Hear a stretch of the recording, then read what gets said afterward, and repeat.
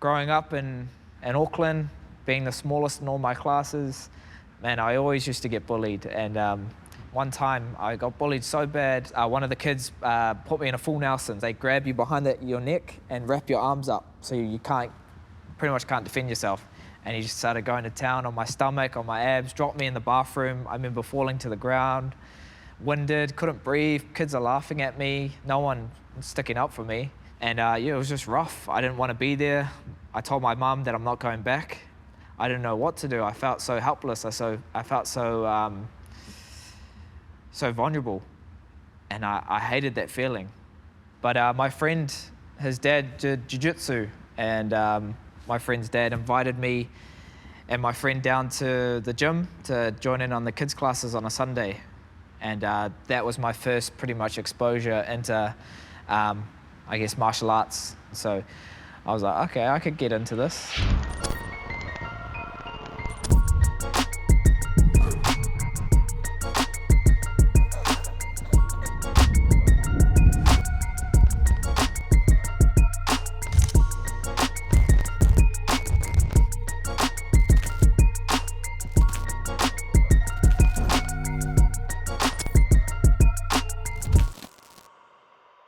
His brother David and him are only 18 months apart.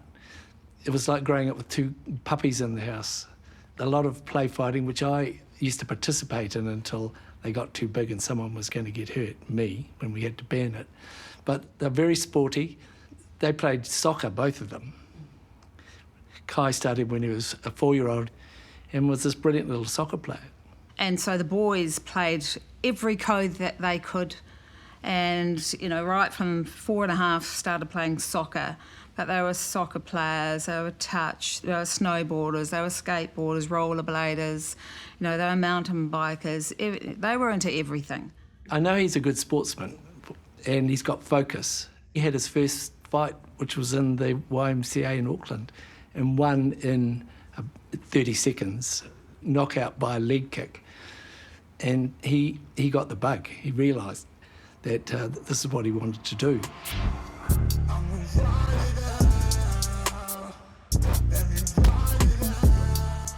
What I love about fighting, it's cliche to say, but it's not the physical part, it's the mental growth. And it's not a game. This is, you know, you're trying to hurt someone. I love getting in the gym, the grind, the camaraderie with our teammates. They're more than just teammates, they're family. You know, these are brothers, sisters that blood, sweat and tears. So I just love what it's given me. And the tools martial arts teaches you that as a young man, you need to learn. Honor, respect, accountability, self-discipline, and obviously self-defense. So it's definitely saved my life.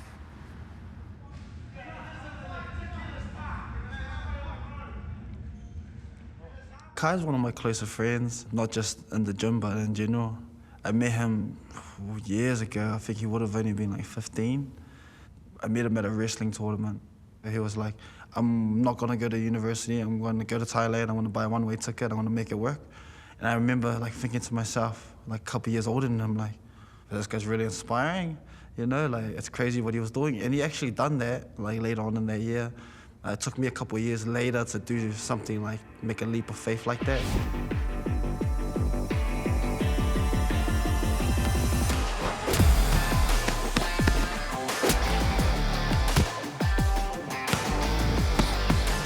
It was a Tiger Muay Thai when we first met. He was actually a Tiger Muay Thai tryout athlete winner for, I think it was 2013 maybe or something. I won that in the 2014, so I met him then. So that's how long I've known him. I think it was 2014, and we were training with each other there, and we got along. And again, like, yeah, we've been good friends and sort of teammates ever since. It's been incredible, it really has. Like, I remember watching him in different weight classes, you know what I mean? You know, he used to fight anybody at whatever weight. Yeah, just to watch him, especially now, the tear he's on, like, it's just crazy, you know what I mean? It really is. I'd been in Thailand for 4 years. Loved the lifestyle there, you know, as an up-and-coming fighter. Not making too much money, but enough money to live in Thailand because the cost of living is so cheap there. I was able to harness and learn so much while I was overseas. I was pretty much fighting in another country every month around Asia. I think I fought in over 13 different countries. but I was predominantly based in Phuket, Thailand, met so many amazing people, so many amazing coaches. In 2014, I came to Thailand, to do the Tiger Muay Thai tryouts with Volkanovski, and Kai was already there. I was still actively fighting, but I was also coaching at the time, so I went with him for quite a bit of his fights earlier on in his career. I met Kai in 2015 when I visited Phuket, Thailand. I visited my brother for 3 weeks, and Kai was training at the gym they were at, and I was fortunate to be able to work out with him a bit and kind of get to know him. Our gym was so big, we had about 50 fighters, only 4 coaches, so you kind of get lost as a number and you realize no one's really telling you what you need to hear. 92 motherfucking lifestyle. I'ma make the call, I'm going right now. We be moving, don't forget the right sounds. This the type of shit you put the mic down. This the type of shit you put away. I just saw this kid. I probably met him before that, but I saw him on Instagram just like dropping people. Like, I saw some cruise ship fight he had where he was just dropping dudes in like a minute. That's why they call him Don't Blink, because if you blink, you miss his fight, because it's like that.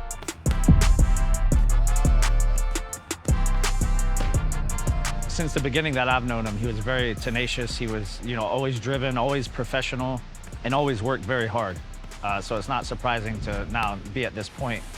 But there was a time when he would fight anybody. He didn't, he's always been game like that. And he was fighting up at bantamweight, and he was a little bit small to be fighting some of the guys that he was fighting. And he was still a kid back then, like 17, 18 years old. And man, he went to flyweight, and then he went on a run. I went to Taipei with him. I cornered him on a cruise boat. I cornered him in Japan. Like, he went on a tear, knocking people out. And it's not surprising now to see where he is. We come up before this was a career path. No one was walking around with UFC contracts and UFC titles and millions of dollars and fancy stuff. There was no path carved for how to have this as a career. So we were just carving it ourselves, I guess, and he's just fight any and all comers for the longest period of time until he made it.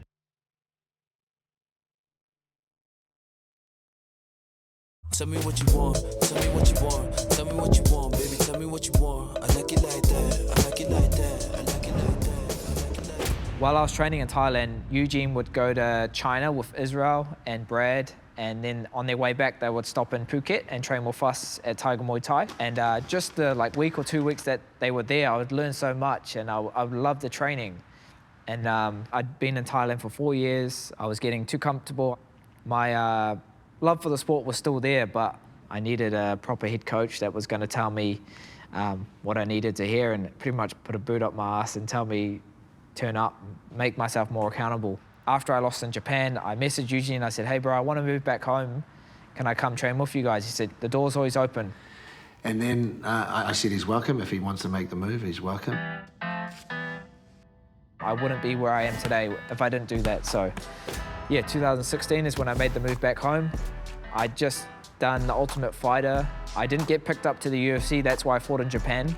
We had a brief conversation about his goals and what he's trying to do and just trying to get in the UFC, and then I already had guys in the UFC at that stage, so I was like, if you come back to New Zealand, then I'll get behind your journey and support you and do what I can to get you there. And we got him, we did get him there. We got him there eventually. It wasn't easy, but yeah, we did eventually get him there through a few trials and tribulations that we had.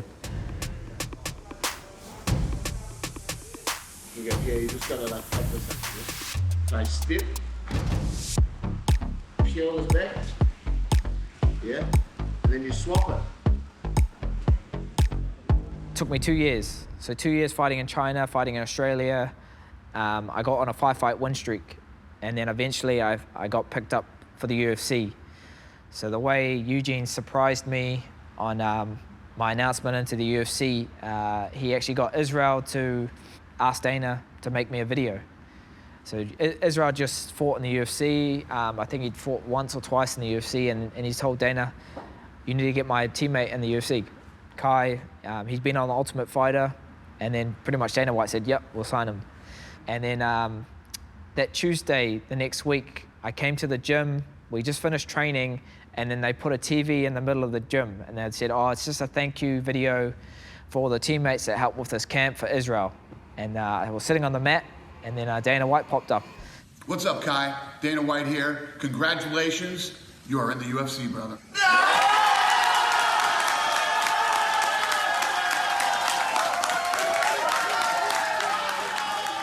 And in my head, I didn't click, because this has been a bucket list goal of mine since I was, 10 years old, to be in the UFC.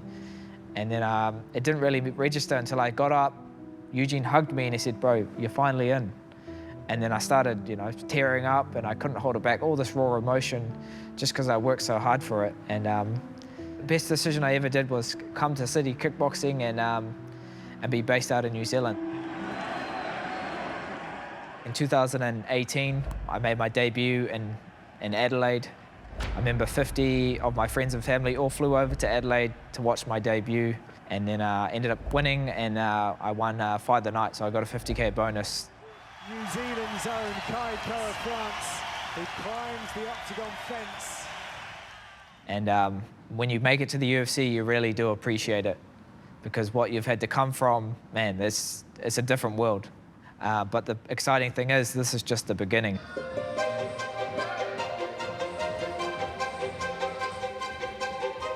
There's so many things that are a part of the journey. Having a wife like Shard's, just the little thing she does, makes a massive difference. She's definitely the glue that holds our household together. Without her, the ship would be sinking. It's a lot, like when you bring a baby into the mix, his training schedule and everything he does is quite, I wouldn't say like he's selfish, but it is a selfish sport. Like it takes a lot. Like you really need to put your head down and focus just on that.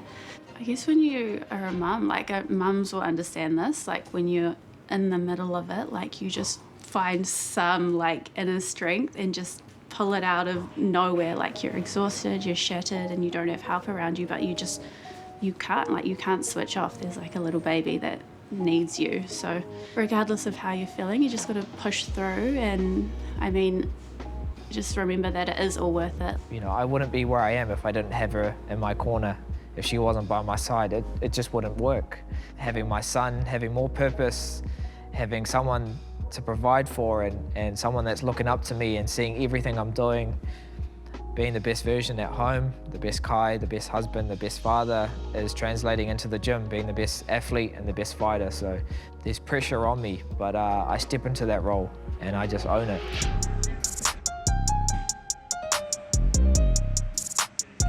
My fighting career has a shelf life. I'm aware of how long I can do this for. I know I've got a lot of years still left in me, but I know that while I'm doing this, I'm going to be setting myself up, start paying off my mortgage, go down different business ventures. I launched my clothing brand with whānau and my brand KKF. Just maximising all these little things, upskilling as well as learning new skills. I've always been in that kind of mindset, thinking about the next thing, and it's just about maximising all your opportunities, and so many doors are opening just because of my platform.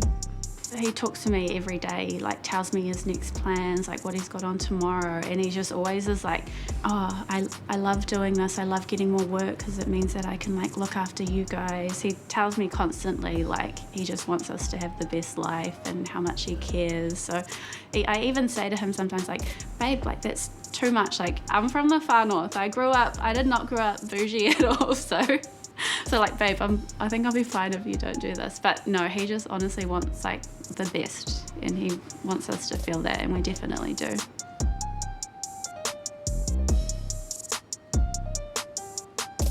He's quite like, he's so inspirational to me. Don't tell him I said that, but I just watch everything he does. Like he's so particular, like his little notes, but I'm so scared that he's gonna get knocked out and just, suffer some terrible injury that stops him from doing what he loves to do.